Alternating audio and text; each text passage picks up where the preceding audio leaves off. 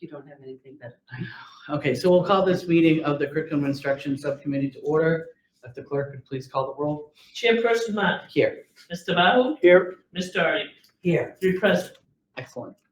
So we have 2 items we're going to be discussing this evening. What I would say is we can start perhaps with a report on the professional development and the rolling out of the new literacy curriculum. I will say we do have a hard stop at 7 o'clock, just so we're all aware of that for the policy subcommittee. Ms. Fox. Okay, so we had, so the report basically highlights that over the summer, we offered 4 professional learning sessions for teachers across K-8. We had probably about 488 teachers who participated across 4-8.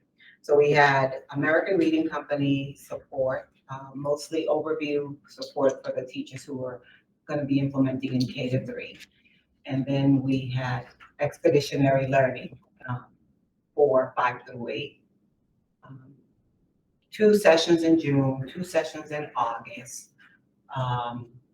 Mostly really well attended by the educators in the Lowell public schools. We included administrators, central office staff, assistant principals. So there were a number of sessions that occurred for both EL and Cougar. And then on September 9th, we also were provided a full day professional learning opportunity for all across K-8. And again, because of the 2 curricula that we've adopted, one focused on American Reading Company and the other one focused on expeditionary learning. But you should all know that most of what we focused on were more about the practices, the instructional practices. So it wasn't just about the curriculum, but it was also about the practices that aligned with it. And again, you'll notice that the feedback was mostly highly received as like 4s. So on a scale of 1 through 4, mostly 3s and 4s in terms of satisfaction with the professional learning session. And I believe it was one of the first times in a long time where we've done teaching professional development versus train the trainer PD. So this was our actual educators who were in the summer session as well as September 9 sessions. So we did some logistical pieces for September 9 where we partnered schools based on geographic locations so that the partnered schools received PD. We had over, in the American Reading Company group for K-4, we had over 11 facilitators across the district with partnered schools. From ARC. From ARC. And then in EL at the middle school 5-8, we had 4 locations, again, partnering, but in the EL, we actually went by grade level instead of by partnered schools. So there was a grade 5, a grade 4, across each of the grade spans.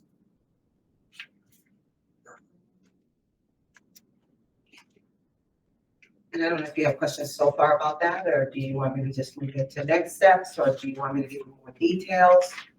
I would love to, I get the kind of evaluation that teachers gave, so that's encouraging. Have we had any kind of, and I know it's fairly soon, I mean, we're still in September, but in terms of how we'll do follow-up, I'm assuming that's part of your next steps? So absolutely, part of the next step. So right now, in American Reading Company, so in our K-4 spaces, we are doing more school-based professional learning. So one of the things we know about professional learning is while there are many different ways to deliver it, that the impact is greater when we're able to do it at the school level, when we focus on instruction. So today, tomorrow, and I think it's, what day of the week is this? It's Wednesday. So It's Tuesday. So perfect, so Thursday. So Tuesday, Wednesday, Thursday, we have American Reading Company on site again in a different structure where they are actually delivering PD at the school-based level. So we have a number of coaches that are connected to each of the schools, and they're delivering more of the instructional practices at the school level with teachers, our literacy specialists, for our American Reading Company.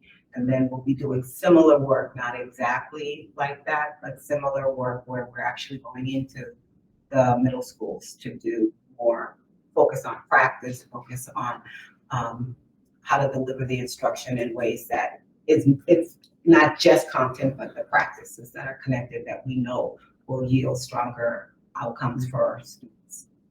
And so that'll continue. We have another in October and in December. We have another school-based half days. Mhm. The same kind of structure will happen for American Reading Company and for EL on the October, December, and the January half days for the teachers. But in between those, the next steps are really to focus on trying to take the work to the school level and focus on at the school level, like making sure that teachers are implementing effectively, doing progress monitoring of the implementation process, looking at formative work. So actually looking at what students are producing as a result of the new curriculum and keeping that going at the same time that we do the large, wide-scale professional learnings, because we know that the impact is greater if we're able to work directly with our teachers. So can I ask, is there any kind of, I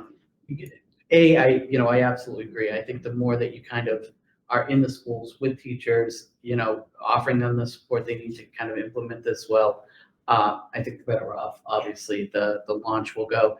Is there any kind of opportunity or plan to incorporate some of this professional development into the common planning time? Whether it's bringing some of whether it's, kind of central expertise to really sit in on these sessions and help? So we are hoping to leverage those common planning times for team learning cycles. Mm-hmm. So unfortunately, at the elementary level, we don't have a lot of common planning time, which, is something that we really need to be advocating for and trying to put in place. But we would like to leverage the common planning time for that, but there's only one. Mm-hmm. So because there's only one, there's also going to be some substitute coverage happening with the common planning time alongside to be able to support all the teachers at the elementary level. At the middle school level, we are absolutely leveraging common planning time because there are 5 there. Mm-hmm. So we are hoping to create, last year we piloted something that we referred to in Lowell as the team learning cycle, Mm-hmm. which was a cycle of work where our instructional specialists or literacy specialists partnered with our coordinators from the central in schools with a grade level of teachers, Mm-hmm. looked at a problem of practice. And the problem of practice here is implementing our curriculum effectively. Yeah. So they'll create these cycles at the school level during common planning time. And we're planning to launch within the next couple of weeks, cycles at the school level with leveraging the common planning time, specifically at middle, but also at elementary where we're able to. Then I only had one last question, and then I'll defer to everybody else. Could you help me understand this last graph? Is it the colorful one? They're all very colorful. They're all very Um, colorful. I'm trying to understand why physical ed and health teachers, I don't know. So it's the title over it is which content area department? Is that the number of teachers who participate? I can't tell what it relates to. So this one is there were 347 respondents. This was at the elementary level. So Mhm. this is specifically related to the September 9th session. Mm-hmm. So it looks as though we received feedback. So we included multilingual educators in in this training. Mhm. We included special education teachers, but we also invited as many participants as wanted to. So it seems as though it might have been someone from the technology department, which would have been probably a central person. So we have 2 instructional support specialists at the central level. Mm-hmm. And one of them is probably the person who responded to that technical department. And then there might have been a health teacher. So there were opportunities to allow people who wanted to experience the curriculum to participate in this. So this is what you're seeing, that within the total number of the ELA teachers, there were also some science and social studies department people those are central office personnel. So like, for example, the coordinator for social studies and science could have attended this professional learning to gain information about how to integrate and how to support the new curriculum and how it aligns, as well as there was probably the coordinator for health for mathematics department. Does that explain what you mean? Is that this I one? guess, I think I may be reading it The wrong. color chart. It's the college, like, because I want to believe that the 69.7% is 69.7%. English language arts and literacy Yes. and not physical education and health. So it is. So if you Okay, look at that's what I wanted. Yeah. So if the green here is, Uh-huh. that So lighter green. 69.7 Okay, is our ELA teachers. Okay. That green, the top green. okay. Then the lighter green is a little corner that you can't probably really I would see think- because okay. of the color. Okay. And that one's just a phys ed. Yeah. Okay. Color. I can't see. I was gonna say, you're Yeah, asking a yeah. lot, Yeah. you're asking a lot of my tired eyeballs. No, all of them are tired. A Okay, little tiny sliver, it looks like. okay, okay. And I think those just- are more I think I central see phase it, yeah, people. yeah. You see it a little bit? Oh, really? Just You a can little see it? tiny sliver. Yeah, now that she says it. Yeah. Oh, yeah, yeah, you all along. That little- That could be. Sure, let's just go with Okay. it. All right, those are my questions. I apologize to Jeff first. So, Mr. Bahu, you get to go first. And my kids, once told me I was colorblind. So I can't find this other shade of green, and it doesn't really matter. I would expect that 70% of the ELA teachers were present. there, Yeah. so that's what's most important. The first question I have is, in the summer, like June 18th and then August 18th, Mhm. you had two meetings. On the June 18th, on the K through 4, the American Reading Company, you had 233 participants. Great showing, outstanding. Yes, It was yes. overwhelming even for the presenters from American Reading Company. Sure. It And I'm was sure they more than were, what was expected. and I'm sure they were pretty excited about it. They were. They said Lowell really showed up. That's terrific. I think it was right after school got out, so Right it was after perfect school got out. for that. And then I noticed on August 18th, you had basically 102 people show up. Mhm. So, and I understand it's summer Yeah. and not everybody's obligated to come and such like that. My question becomes, is on the June 18th date and the August 18th date, were those two different types of learning sessions? Or were they one and the same, where some showed up on the first date So and didn't the show up on the 18th, second date? so there were options we gave our educators. They could attend the June 18th session, or they could attend the August 18th session. So some of our educators, the larger percentage of them wanted to go right at the end of the school year because they wanted to get a head start and wanted to use some of the learning maybe to think about and plan for. And then different members participated in August 18th who had not participated in the June 18th. And the same thing happened at ARC and EL. So we gave them those options to at least get the broad overview. And then September 9th, it was all. Sure. So ultimately, that's what I was hoping that it was. It was essentially the same learning session. Yeah. Just happened to be on two different dates. Yeah, there was a little bit of next level for EL at the August. So they did a little more, they focused, of course, on an overview of EL and also on close reading, but did a little more on what it looks like because we also did leadership sessions. So the leadership session was a part 1, part 2. So even for our leaders, not for our educators.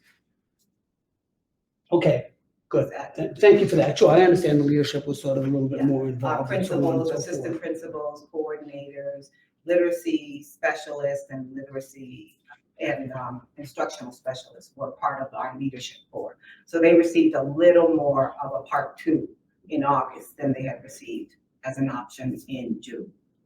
Okay, thank you. And the second thing, we're gonna go back to chart on page 3. There's not as many colors there. There's only 3. Yeah, that's only a few. Now, of the respondents, it looks like you had 219 people respond Yeah. to your questionnaire. Yes. Looks like a lot of people plan on using it. The 219, Hope so. yeah, we expect that, but yes, we hope so. We're investing a lot of time and effort Yeah. into it. And we're expecting, great things to happen with it. Ultimately, of the 219 respondents, is that of everyone that participated in the overall learning sessions, meaning the K through 4 and the 5 through 8? No, only for, this feedback is only for EL. Okay, so that's the K through 4. EL is the 5 through 8. Oh, I'm sorry, the EL is the 5 through 8. Okay, and you had 219 respondents on that. So it was almost actually, of the people that attended, almost everybody responded. We actually had a very high, We did. we had a very high response rate. Okay, that's great. So thank you. I appreciate the answers. Thanks very much. Mr. Wickett. So just a couple of questions. The purpose of the professional development was to really focus on the curriculum, and you had presenters who were part of the EL and our. So when you did a deeper dive into instruction and practice, was that the same presenters who were not only saying, this is our curriculum, this is how we use it, but Yes. covering implementation beyond, like what are best practices for rolling out the curriculum? So the answer is yes, maybe. So we try to be consistent about who the facilitators, because it matters who the facilitators are. So for American Reading Company, the same overview facilitators, the same ones who came in June and in August, are with us still. So they did June, August, and the September 9th with others. So there were 3 consistent facilitators for art that came through the summer, and they participate in our leading our professional learning in September. But we needed 11 in order to meet the needs of the district's numbers. So there are additional to the 3. So there are additional people who joined us for September 9th, and those same people will join us again in October and in December and in January. For expeditionary learning, we had 2 fabulous people in the summer and different fabulous people. There were 4 again. So the same 2 were not the same ones that we were able to get for the other 4 sessions. The sessions, when I say the other 4 sessions, it's the way that we broke up September 9th was 4 spaces for the middle school.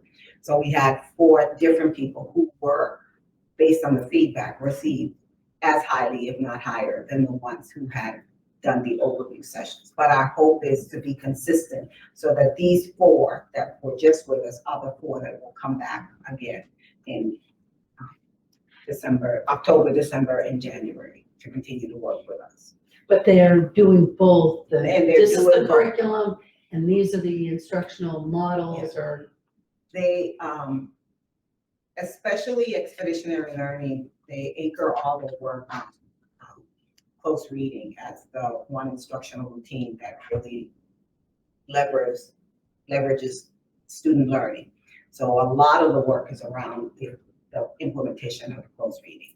Both of them, ARC and EL, focus a lot on knowledge building. So there are instructional routines that anchor knowledge building. So those are the things that they're going to focus on as well as in the curriculum. So our feedback to both partners is that we want to partner with them.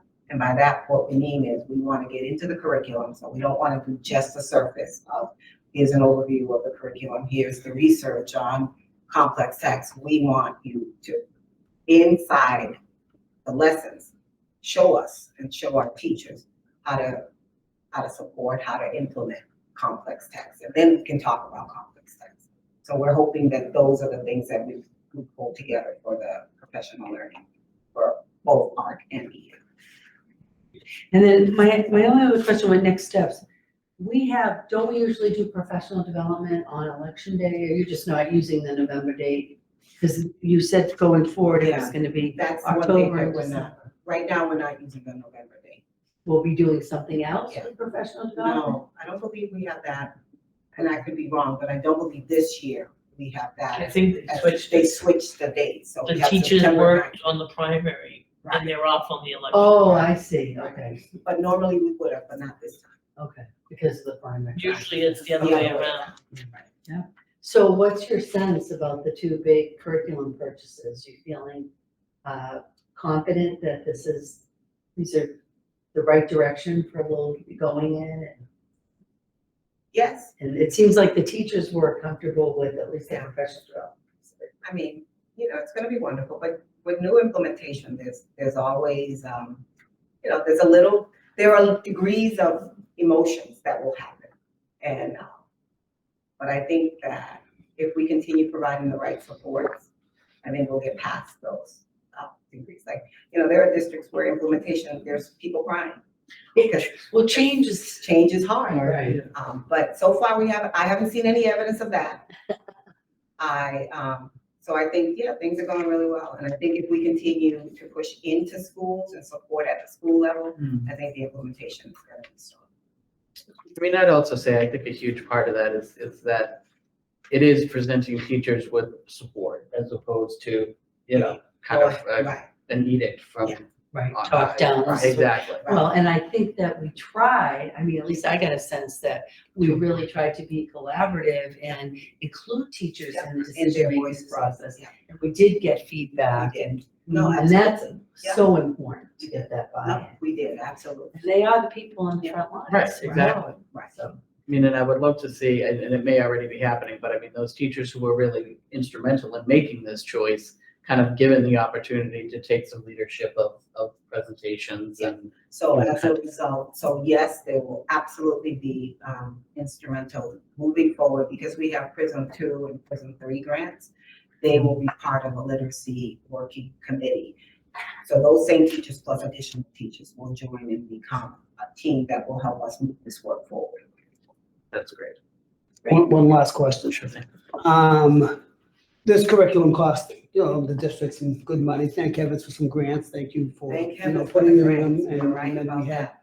yes, and then we had some money come back to us from the grants. As far as the facilitators go, the implementators and so on and so forth, are they with us? Is that all part of the overall original investment, or are they being paid on the side? So it was part of For, go ahead. both things. So Yes. it was part of the original investment, and they're also being compensated in part by some of the grant funding that we were able to procure. Okay, and so it's both. Yeah. So as far as the facilitation goes, how long will they be facilitating, instructing us? Is it throughout this year only, or is it into next year as well? No, the grant is for 3 years, so we'll be able to offset some of the costs of professional learning with the PRISM grant because it's more than 1 year. But the current facilitators, the EL and other facilitators, are with us for this year. And then we also have, because it also comes with the grant, another organization that's partnered with us to continue doing professional learning with our teachers and our administrators and educators for at least 2 years. Okay, so through the grant, we will be able to go ahead and. And continue to work. Sure. And we're also hoping to have our own coordinators get to a level after this year that they can turnkey some of the work. Then Sure, they can begin Yeah. become the they're working teachers alongside the and guidance. facilitators right now. And so we are hoping that by January, that our coordinators and our own instructional specialists and literacy specialists can carry on this work moving forward. Terrific, thank you. Any other questions? We are right at the halfway mark. We can move on to our next topic. So this was the response to a motion by Ms. Doherty, requesting the superintendent provide the committee with a curriculum plan to ensure students receive a comprehensive education on issues related to planet health, sustainability, climate change throughout their K-12 experience in the Lowell Public Schools. So if we can kind of maybe give us the broad strokes. The broad strokes. I said this to Ms. Doherty, that I feel that the district has done a really, really good job of being pretty comprehensive, how they're covering climate and the health of the planet across, not just science, but across K, all the way to 12, across ELA, across mathematics, across even health, as places where the evidence is clear that students, not as electives, but as part of the curriculum, are being exposed. At the elementary, they are, they begin with climate and weather, and they go from elementary to middle, and they're using open science curriculum, and they're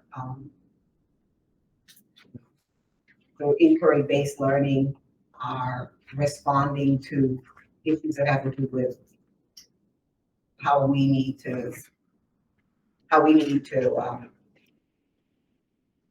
have human impact on the earth, so it's civics as well as science. Then they go on to high school, and as part of the curriculum, they're also being given an opportunity to learn about ecosystems at the high school level. Then there are 3 or 4 electives about the environment and environmental studies that at the high school level that they're able to have access to. Then in math, there's some topics that are covered with Eureka Math, also curriculum. Then in illustrative math, there's also some more climate-related data and aspects to the curriculum. There are civics topics that have our students really think about being responsible and taking care of the planet and what are the impacts of it. Then in health, similar kinds of connections between health and the environment. There are extracurricular programming at the high school.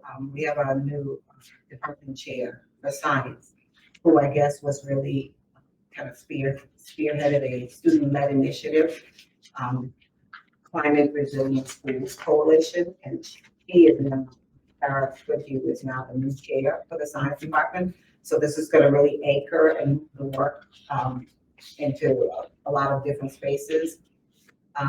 We have extended learning opportunities. I just learned that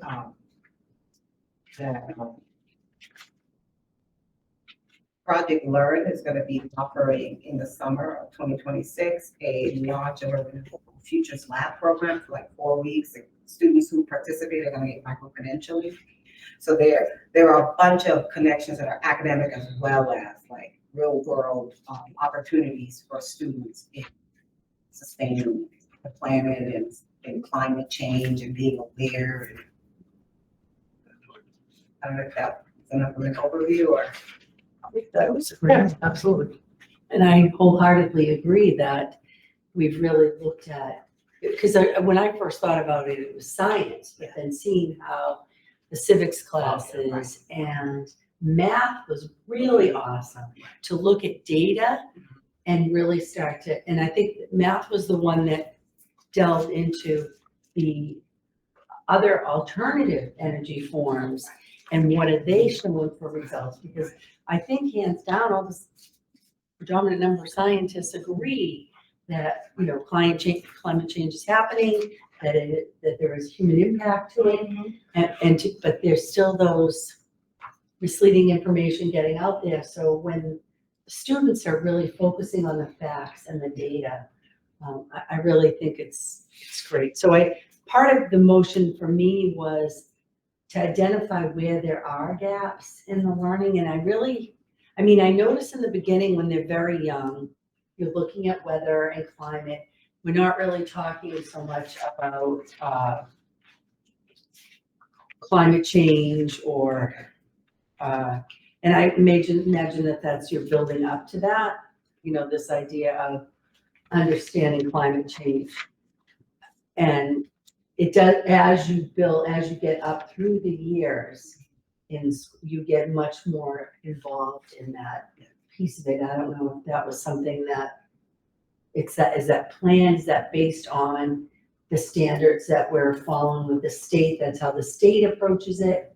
Would you say that's true? I think that it's absolutely, we're using the Massachusetts Science and Technology and Engineering standards. So the alignment is that alignment to the standards, but the National Science Education Standards as well. And I think that it does build towards it. And I think that one of the things that I could do is give you a sense of what so when they're doing weather and climate, it's the topic.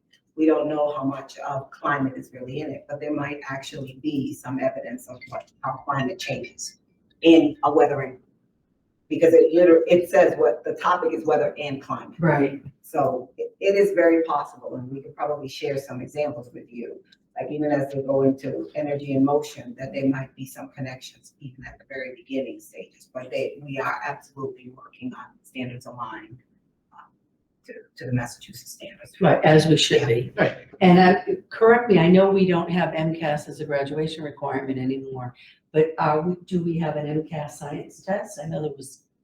They were developing it. Does that You mean happen? biology? So Is that the only one they have? so They don't. so there are options.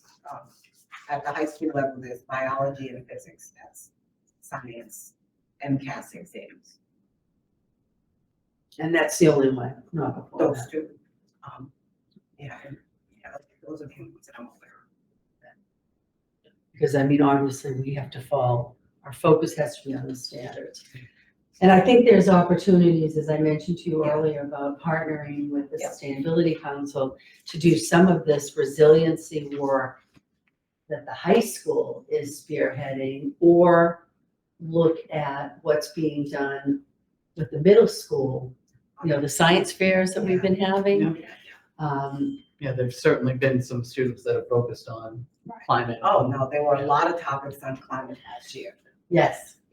So that would be great. So yeah, I think it was, I didn't realize we were doing as much as we were doing, but I'm still looking to make sure that we're, you know, I look at it like when you graduate with a high school diploma from Lowell Public Schools, you're gonna be well-rounded in understanding this issue and how you can have a positive impact, you know, as a citizen, as, you know, I mean, that whole section on working with leaders, getting politically involved, that civics piece. That's great.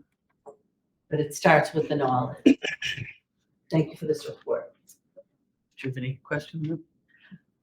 I also, just want to say thank you very much. I do think it was really encouraging to see kind of the breadth of area that's being covered, starting with third grade straight through to the high school. I love seeing essential questions, which I always love the way that drives things. That Yeah. makes me very happy.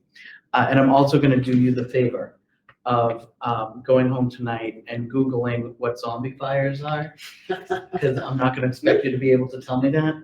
Do you know? But whatever causes zombie fires to burn under the ice and what are the consequences is something I now And need to I'm know. so grateful that you are letting us all go home And Google it on your own. I forgot the part about it was under the ice. I do Yes, remember under the reading ice. zombie fires and thinking Exactly. it was out of control fires, why they happen, but I forget the under the ice part. There's something that I didn't get in my little high school science class either, because Right. that's a new one for me. All right, do we have any other questions on this one? No, We all, this is good. there you go. No, great report. Thank you. Absolutely, We appreciate appreciate it very much. You are. And it helps, like you said, Jack, well round our kids and keep them moving forward and have them get a breath of, all of the things that are happening with the sustainability throughout But the math one was such a perfect example of that. Like, it's the same way we're doing ELA now. It's not just you're learning to read, Jane and Spot go for a walk or whatever, but there's content bedded into it. So if you're studying statistics and data and making sense of numbers that directly relates to how the temperature's been going up over the decades or whatever, it's a twofer. Yeah, well, it's the whole interdisciplinary kind of, Right, there's all that intersectionality of all that, right. so much content, so it's a cool thing. Great. Good job. Thank you. Thank you. Thank you. Thank you. So I would entertain a motion to adjourn by Mr. Bahu, seconded by Ms. Doherty. All those in favor say aye. Aye. All right, 45 minutes. My It streak is. continues. Thank you, Ms. Martin. Definitely.